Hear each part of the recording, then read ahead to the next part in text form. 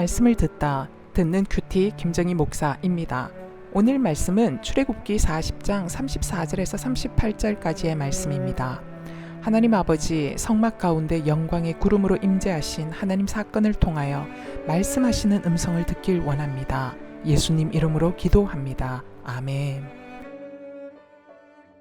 영광의 구름으로 임재하시는 하나님 사건이 우리에게 주시는 메시지는 첫 번째, 순종하는 자에게 임재하시는 하나님이시다라는 것을 알려주고 계십니다. 34절에서 35절까지의 말씀입니다. 구름이 회막에 덮이고 여호와의 영광이 성막에 충만함에 모세가 회막에 들어갈 수 없었으니 이는 구름이 회막 위에 덮이고 여호와의 영광이 성막에 충만함이었으며 라고 말씀하고 계십니다. 이스라엘 백성들과 언약을 맺으시기 위해 시내산에 임하셨던 하나님의 임재의 모습이 지금 이스라엘의 장막 한가운데 임하셨습니다. 가득한 영광으로 모세조차 감당할 수 없는 그 엄청난 영광으로 성막 가운데 임하신 것은 하나님을 위한 처소를 백성들이 지었기 때문에 임하신 것이 아닙니다. 백성들이 여호와께서 모세에게 명하신 대로 되니라 라는 말씀이 그동안 수도 없이 반복되어 나왔던 것처럼 진정 하나님이 명하시고 보여주신 그대로 백성들이 순종하였기 때문에 하나님이 가득한 영광으로 임재하여 주신 것이죠. 여기서 깨닫게 되는 것은 하나님이 명하신 대로의 삶을 살고자 하는 순종이 있는 자만이 하나님 임재의 영광을 경험할 수 있다는 것입니다. 하나님은요, 우리가 만홀히 여길 수 있는 분이 아닙니다. 하나님은 우리가 진정 존중하며 경외하고 순종해야 하는 나를 창조하신 내 아버지이세요. 하나님을 우습게 여기고 하나님 말씀과 명령이라고 하는 이 성경 말씀이 언제나 내가 손에 대도록 요구하는 말씀인 것 같고 도무지 이 말씀이라는 것이 이 땅의 현실 감각과 떨어져 있는 것처럼 여겨져서 말씀을 고리타분한 것처럼 여긴다면 그런 사람에게 하나님의 도우심, 하나님의 개입, 하나님이 나에게 말씀하시는 음성, 그런 것은 알 수도 경험할 수도 없는 것이지요.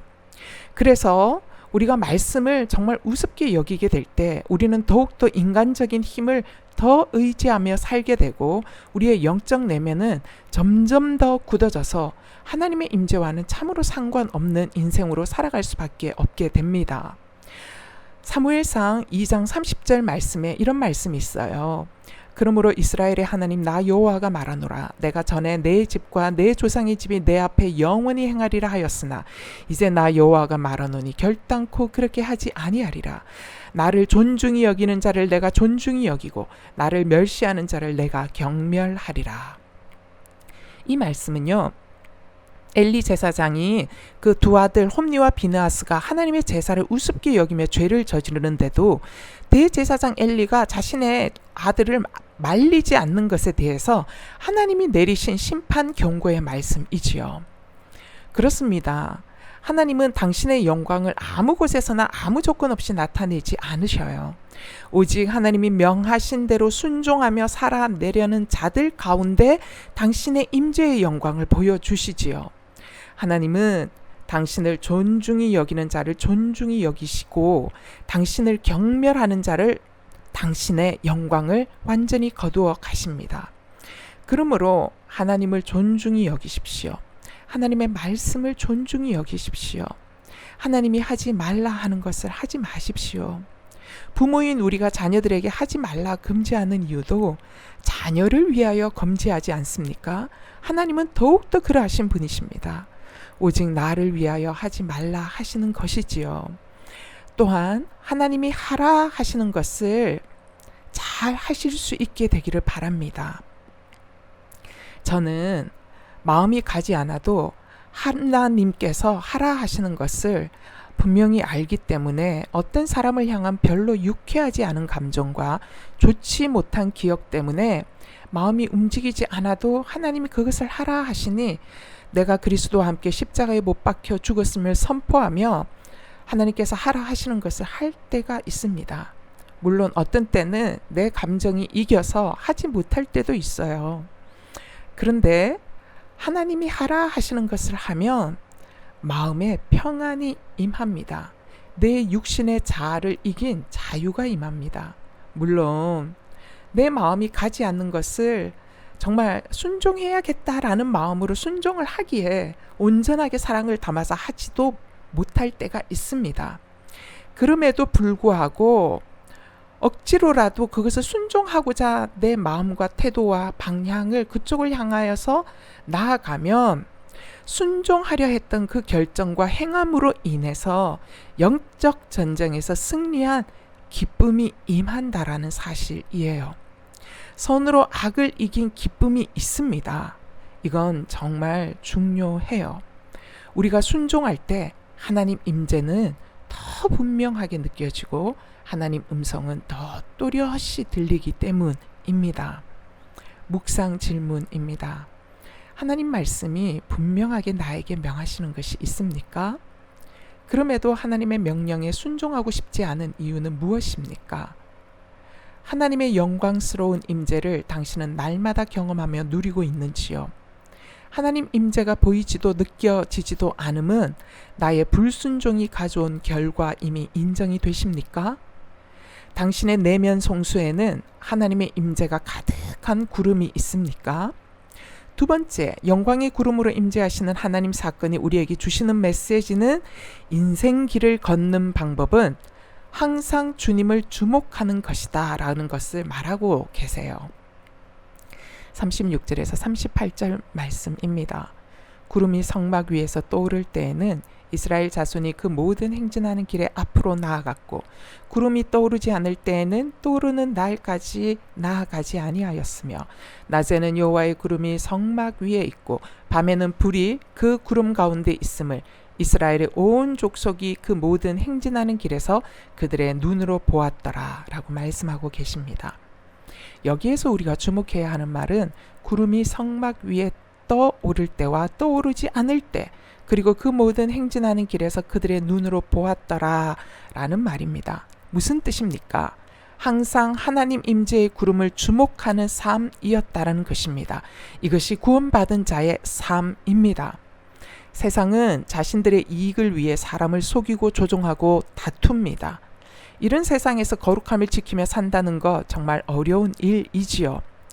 이런 세상에서 도대체 우리가 어떻게 세상을 이길 수 있습니까? 방법은 주님을 주목하는 것입니다.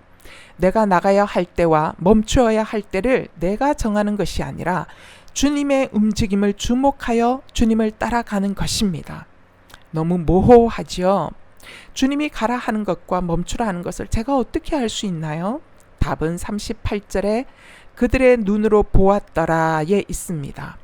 이스라엘 백성이 성막 위 임재의 구름을 보았듯이 우리는 하나님 임재의 구름인 성경 말씀을 눈으로 보는 것입니다. 이스라엘 백성에게 구름이 있었다면 우리에게는 성경 말씀이 하나님 임재의 구름이 되어 바로 나에게 말씀하고 계시기 때문이지요. 내가 왜 지금은 멈춰 있어야 하는지, 내가 왜 지금은 움직여야 하는지 그 세밀함을 성경 말씀을 읽고 묵상하는 우리에게 성령께서 감동 감화로 알려주세요. 말씀을 주목하며 묵상할 때 이전에는 주님이 주신 비전이라 여겼었는데 실상은 내 면류관을 위한 비전이었음을 깨닫게 해 주실 때가 있어요. 그래서 감옥에 갇혔던 요셉처럼 내 인생을 지금 이 어려운 환경 속에 가두고 멈추게 하신 주님의 인도하심이 알아집니다. 그렇기 때문에 멈추게 하신 감옥 같은 막힌 자리일지라도 기꺼이 능동적으로 멈춰 있을 수 있게 되는 것이지요.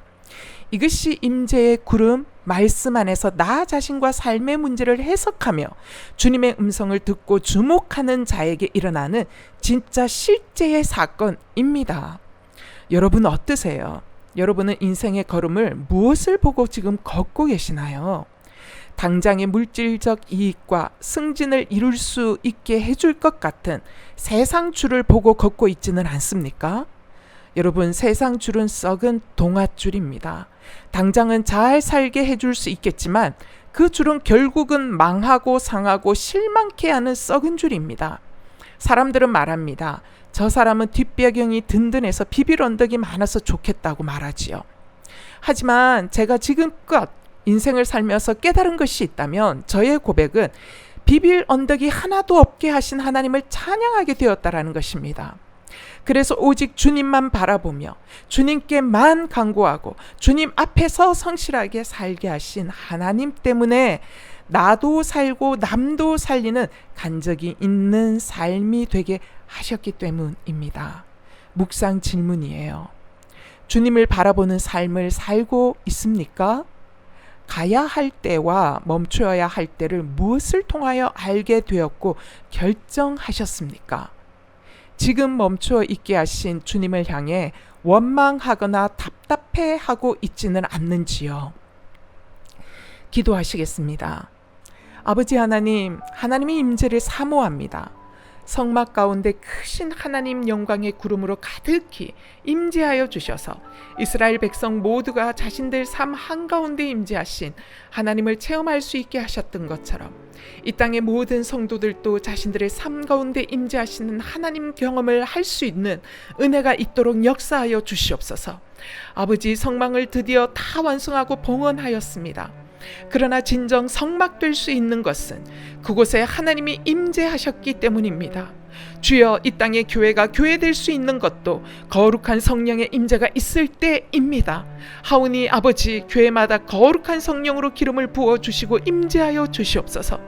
아버지, 제 인생도 진정 하나님이 임재하시는 성막된 삶이 되길 원하오니 하나님의 거룩한 영광의 임재로 역사하여 주시옵소서.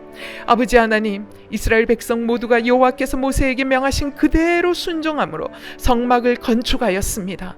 말씀 그대로 순종한 백성들의 그 순종을 주님께서 기쁘게 받으셨음의 증거로 임재의 구름으로 응답하여 주심을 봅니다.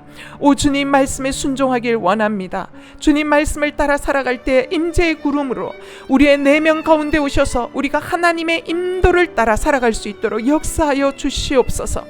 아버지, 혼미한 세상 한가운데 지금 저희들이 살아가고 있습니다. 변종 코로나가 계속 생겨서 백신을 무력화시키고 있고 전 세계 사람들 모두가 바이러스의 공격 앞에 무기력감과 피로감, 그리고 언제 끝날지 모르는 불안감 속에 있습니다. 주여, 내 지혜와 능력으로는 살아갈 수 없음을 주님께서 징조를 통하여 말하고 계시는데도 완악한 우리들은 여전히 인간의 지혜와 능력으로 살 수 있다고 착각하고 있습니다. 주님, 우리를 불쌍히 여겨 주시옵소서. 아버지, 오늘도 주님을 바라봅니다. 내 인생의 걸음을 인도하여 주시옵소서. 한 치 앞도 내다볼 수 없는 연약한 우리들임을 고백합니다. 주님의 임재의 구름을 바라보며 가라 하시는 것과 멈추라 하시는 것을 분별할 수 있게 하옵소서. 이런 분별을 위해 그들의 눈으로 보았더라 했던 이스라엘 백성들처럼 저희들이 성경 말씀을 눈으로 읽고 묵상하여 보았더라의 삶으로 살아가게 하옵소서. 사랑하는 내 아버지, 저희들이 말씀을 사랑하게 하옵소서.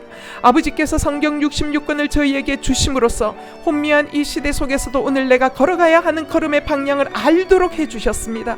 아버지, 기도합니다. 이 땅의 성도들이 성경을 지식으로 읽지 않게 하옵소서. 성경은 지식을 자랑하기 위해 주어진 것이 아니라 성경을 통하여 지금도 구원의 역사를 위해 일하시는 아버지를 만나게 하시고 말씀 속에서 내 죄가 보이고 말씀 속에서 내가 오늘 무엇을 어떻게 살아가야 하는지를 알게 하시는 실제적 삶의 사건으로 우리가 성경을 읽게 하시고 만나게 하옵소서. 아버지 하나님, 성경의 진리를 우습게 여기는 이 시대의 풍조 뒤에 있는 사단을 봅니다. 사람들의 눈과 귀와 마음을 어둡게 하여 망하는 길로 이끌고 가는 공중 권세 잡은 어두운 세상 주관자들을 봅니다.